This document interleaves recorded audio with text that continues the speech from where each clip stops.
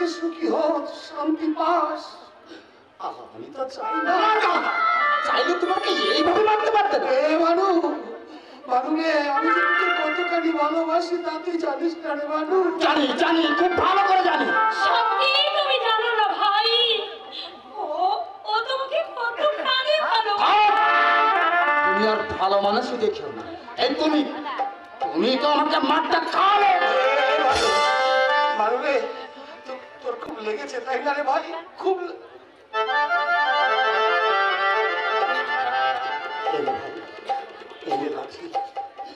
তুই আমাকে মার। তোকে আমি যতটা আঘাত করেছি তার চেয়ে বেশি আঘাত তুই আমাকে কর। মারতে মারতে আমার দেহের সমস্ত রক্ত তুই বের করে দিয়ে রে মানু। তবু তুই আর একটি বার হলো বলিস না যে আমি তোর দাদা নই, তুই আমার আপন ভাই দোষ। এই আমি তোর কাছে হাত জোর করে মাপ চাইছি রে ভালো। আর কোনোদিন আমি তোকে মারবো না, বিশ্বাস কর, কোনোদিন মারবো না। তোমার আর গরুদান করতে হবে না। তোমাকে আমি ভালো করে চিনি নিয়েছিলাম। খুব ভালো করে তোমাকে আমি চিনি নিয়েছি।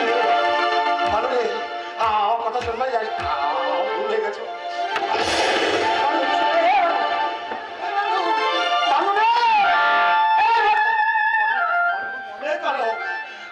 আমার বাড়িতে আমার পর হয়ে যাবে না তো? তোমার এই মহত্ব ওরা কেউ এই বল না, আমার বাড়িতে আমার পর হয়ে যাবে না? না গো না, পর করে হবে।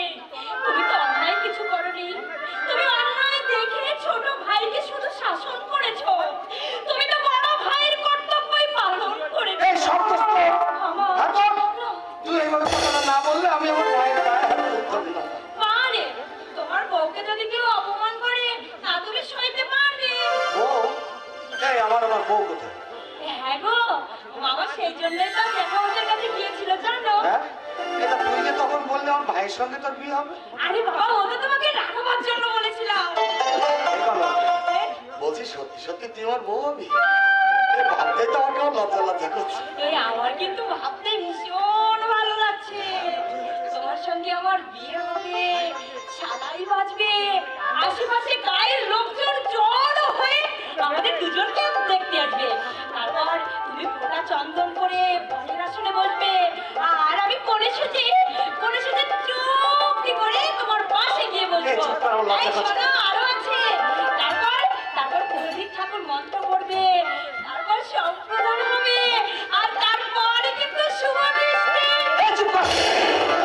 বললাম না লজ্জা করছে। বেশ, আমি আর বলছি না, তাহলে পরেরটুকু তুমি বলো। আমি? না বাবা, আমি কিছু বলতে বলতে পারবো না, যদি কেউ শুনে শুনে ফেলে। আরে ধ্যান, এখানে তো কেউ নেই, শুধু তুমি আর আমি। আমার খুব লজ্জা করছে, থাক আরেকদিন। না, আজই তোমাকে বলতে হবে। আমার লজ্জা করে, বুঝিস না কেন?